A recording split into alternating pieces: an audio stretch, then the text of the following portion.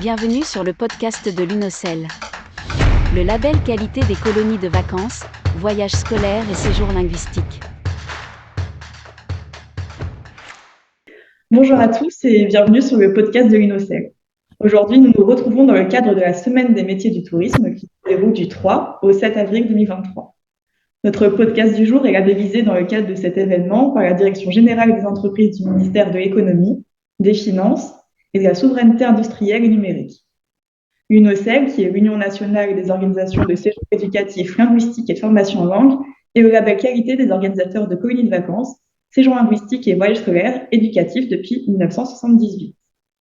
Notre union professionnelle regroupe plus de 50 organismes labellisés.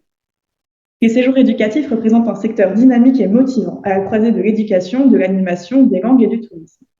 Les organismes proposent des postes très variés tels que conseiller séjour, responsable des ventes, forfaitiste, animateur, mais aussi responsable financier, responsable marketing, responsable communication, transport, direction des ressources humaines, direction de séjour et encore plein d'autres. Et en plus, dans le secteur des séjours éducatifs, on recrute toute l'année, que ce soit en alternance, en CDD, en CDI, et que ce soit des postes saisonniers ou permanents aussi. Aimer voyager, être curieux, avoir un bon relationnel, savoir innover sont des savoir-être, des compétences qui sont appréciées. Au cours de ce podcast, nous allons vous présenter une sélection de métiers dans le domaine des séjours éducatifs, sélection non exhaustive bien sûr. Vous écoutez le podcast de l'UNOCEL. Nous allons commencer par Bertrand Muller, qui est responsable des ressources humaines et chargé marketing chez Viva, organisateur de Kourou. Bonjour Bertrand. Bonjour Elise. Tu vas nous parler du métier d'animateur et de directeur de colonies de vacances, c'est ça? Exactement, on va démarrer tout d'abord par le rôle d'animateur en séjour de vacances. C'est un job très très complet. Un animateur ou une animatrice en séjour de vacances, il ou elle assure l'encadrement de la vie des enfants et des jeunes dans tous ses aspects. Par exemple, au cours d'une journée, il encadre des activités, il est présent lors des repas et lors des temps calmes, il assure la vie quotidienne en chambre, tente ou autre, et il anime des veillées. Il doit aussi respecter le projet éducatif de l'organisme et le projet pédagogique qui en découle du directeur ou de la directrice. C'est donc beaucoup de responsabilités qui nécessitent un fort engagement important car les animateurs et animatrices ont la responsabilité du bien-être des enfants et des adolescents. Responsabilité, engagement, de l'investissement en temps, mais c'est aussi un job très gratifiant. En effet, un animateur ou une animatrice a un rôle très actif dans l'éducation des jeunes, une implication morale et humaine. On a les retours assez immédiats. L'environnement est en général très agréable. C'est aussi l'occasion pour tout le monde de couper avec son quotidien. Sur une colo, l'équipe vit 24/24. Ça crée de superbes relations et des bons moments de cohésion et de travail en équipe. Il y a également beaucoup d'évolutions possibles et rapides. Responsable d'un convoyage, responsable du blog par exemple, mais aussi responsable d'un programme d'activité, l'occasion de devenir formateur à son tour, d'évoluer vers d'autres postes, également à responsabilité comme assistant sanitaire, directeur adjoint et pourquoi pas directeur ou directrice par la suite.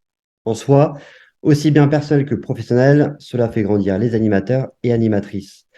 En recrutement, c'est possible en passant le BAFA désormais à partir de 16 ans. On peut rejoindre des séjours de vacances en étant stagiaire, BAFA complet, ou alors avec des diplômes équivalents. La liste est assez longue. On recrute également des non-diplômés. Ce sont des contrats d'engagement éducatif, donc spécifiques au secteur de l'animation. Et en moyenne, au sein de l'UNOCEL, les organisateurs proposent une rémunération de 39 euros brut par jour. Je continue avec le métier de directeur ou de directrice en séjour de vacances. Autre rôle donc, c'est tour à tour un chef d'orchestre, un capitaine d'un bateau par exemple, ou on peut dire aussi un couteau suisse. Il est avant tout représentant de l'organisme sur place, côté enfants, parents, jeunes, partenaires, etc. Avant un séjour, il participe ou elle participe au recrutement en prenant en compte les différents profils et besoins nécessaires. Participe également au montage du séjour, ça peut être au niveau de la production, des réservations, de la préparation d'un centre également. Il ou elle rédige le projet pédagogique du séjour en lien avec le projet éducatif. Et puis, il va informer et former son équipe avant de partir. Une fois sur place, il est garant du respect du règlement, de la sécurité, de l'hygiène des enfants et des locaux. Il va veiller au bon déroulement des activités de la vie quotidienne. Il va assurer globalement la logistique générale. Il va aussi gérer un budget, coordonner l'équipe d'adultes. Il va veiller à l'adaptation de tous et de toutes et à la formation de son équipe.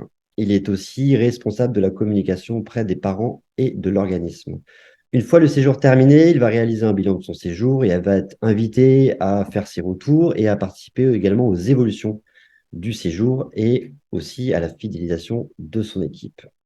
In fine, plusieurs rôles en un, responsable ressources humaines, chef de projet, comptable, formateur, bricoleur, mais aussi c'est un rôle où on est pédagogue, à l'écoute, diplomate, communicant, synthétique, débrouillard, inventif et rigoureux.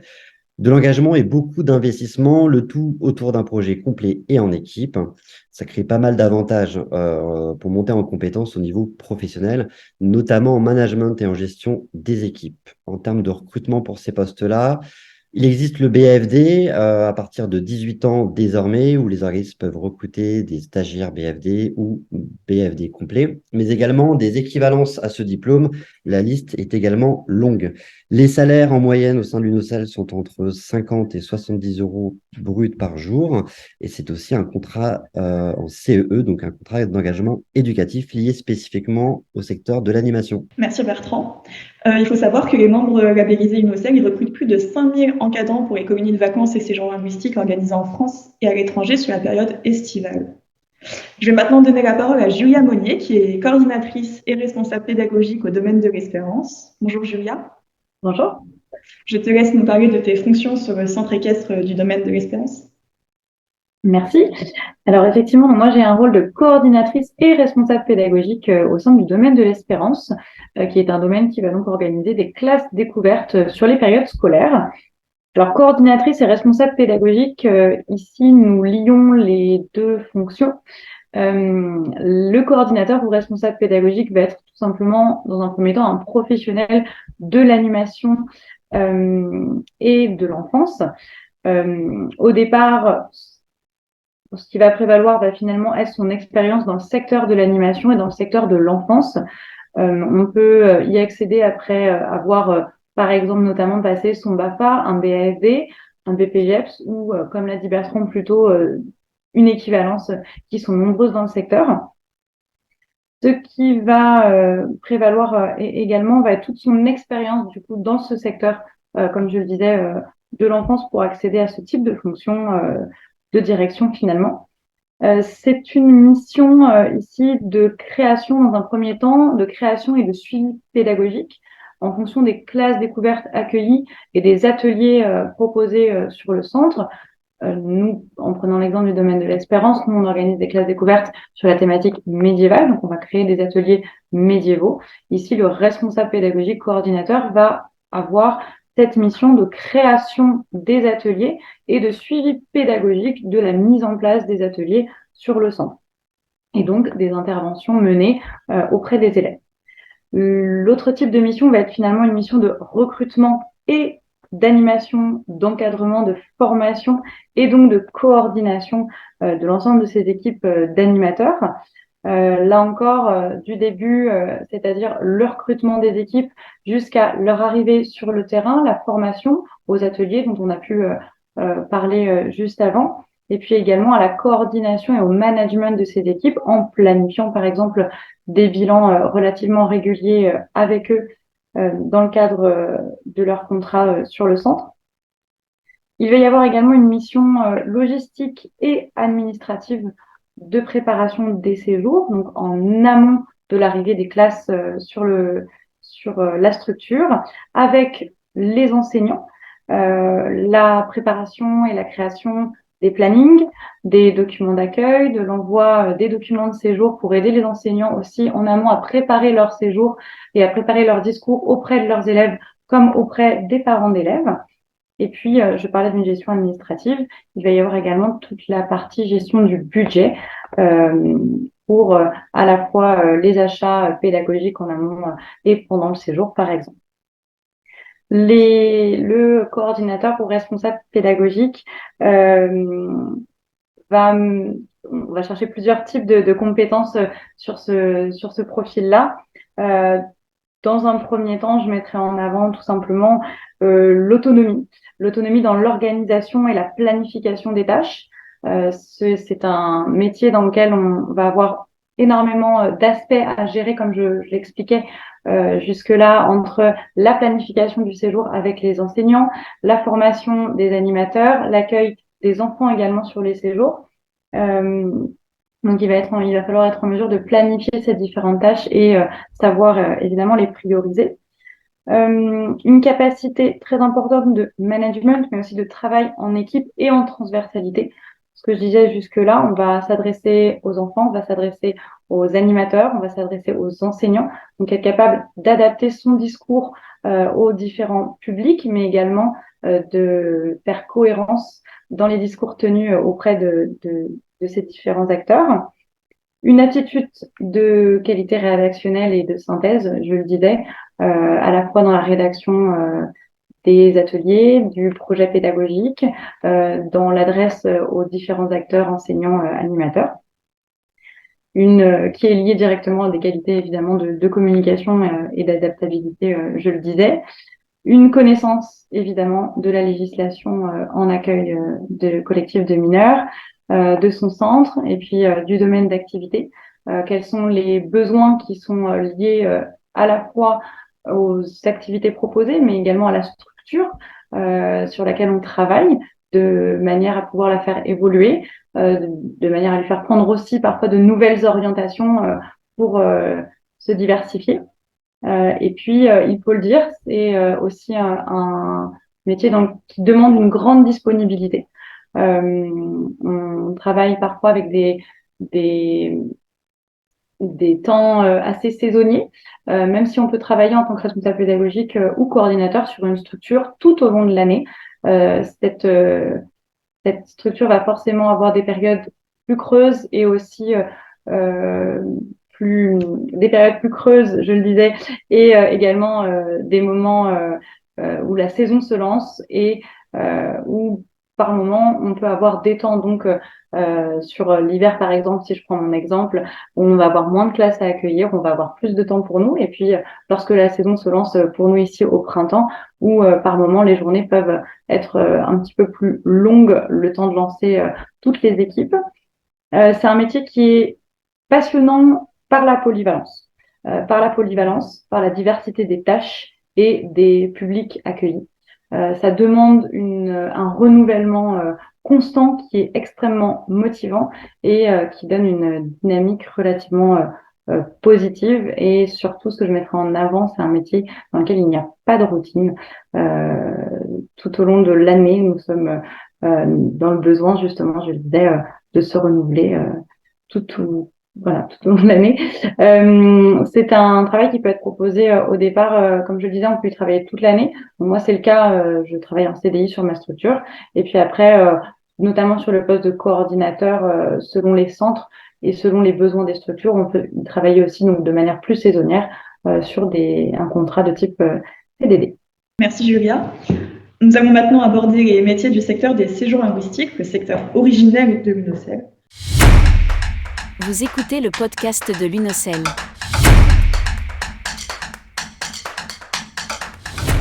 Pour traiter de cette question, nous accueillons Sabine Bonneau, qui est actuellement déléguée générale de l'UNOCEL. Bonjour. Bonjour Elise. Tu jouis d'une expérience de près de 15 ans en tant que responsable département séjour linguistique. Je te laisse nous parler du métier de conseiller en séjour linguistique. Oui, aujourd'hui, j'ai essayé de vous expliquer un petit peu en quoi consiste le poste de conseiller séjour linguistique. C'est un poste qui est vraiment à la frontière de la pédagogie, de l'enseignement, du commerce et du tourisme. Alors évidemment, pour effectuer ce poste, il faut quand même avoir déjà un goût prononcé pour les langues et les voyages. Et c'est un poste qui s'exerce généralement dans le cadre d'un poste permanent au siège d'une structure qui peut être soit un organisme de séjour linguistique, soit une école de langue. L'organisme peut produire ses propres séjours ou revendre des prestations linguistiques et s'adresse à des publics variés. Ça peut être des séjours de groupe, des séjours individuels pour des particuliers, des enfants, des étudiants, des adultes, mais aussi des entreprises, des collectivités ou encore des CSE. Donc, chaque structure a un petit peu sa particularité, mais ça peut être vraiment effectivement sur un champ assez divers. Les missions du conseiller séjour linguistique, elles sont diverses. La première, c'est effectivement d'identifier les besoins, notamment pédagogiques, du participant, de l'orienter vers la formule et le séjour le plus adapté. Donc, il faut savoir faire des recommandations à la fois sur la destination, la durée du séjour en fonction du niveau de langue de départ et le niveau de langue visé. Il faut savoir faire des recommandations aussi, par exemple, sur les examens de langue, sur l'hébergement adéquat, etc. La deuxième phase, c'est ensuite de vendre le séjour. Donc, la vente peut se faire au sein d'une agence, mais aussi par téléphone, par email, et aussi dans le cadre de forums ou de salons qui peuvent être organisés. Ensuite, il faut effectivement émettre les documents contractuels et de voyage, s'occuper de la facturation et rentrer en contact avec les prestataires locaux pour mettre en place la réservation du séjour et le voyage si nécessaire. Ensuite, toute la période post-séjour, enfin pendant et post-séjour, du suivi du séjour doit aussi être assurée généralement par le conseiller séjour linguistique. Alors, suivant l'organisme, les séjours qui doivent être vendus peuvent être déjà sur un catalogue séjour ou doivent être conçus au cas par cas, sur mesure, avec des devis personnalisés. Les séjours peuvent être très divers, ils peuvent être courts, ils peuvent être longs, ils peuvent avoir un objectif de loisir ou au contraire un objectif très académique. Les études recommandées pour le poste de conseiller séjour linguistique, il y a plusieurs profils possibles. Un profil classique, c'est un profil d'étudiant en langue, donc soit LEA, soit LL, CER. Des étudiants en tourisme aussi, des étudiants en commerce. On a aussi des enseignants de langue qui se reconvertissent et qui deviennent ensuite conseillers séjour linguistique. C'est un profil assez fréquent. Le petit plus, généralement, pour tous les employeurs, c'est quand même d'avoir soi-même effectué des séjours linguistiques, parce qu'au moins, on sait vraiment de quoi on parle et on peut déjà aussi transmettre sa propre expérience. Les compétences requises pour ce poste, avoir un bon niveau d'anglais, même si les destinations sont très variées, on a quand même 90% des participants qui souhaitent apprendre la langue anglaise. Une bonne capacité de négociation pour traiter notamment des relations avec les prestataires locaux.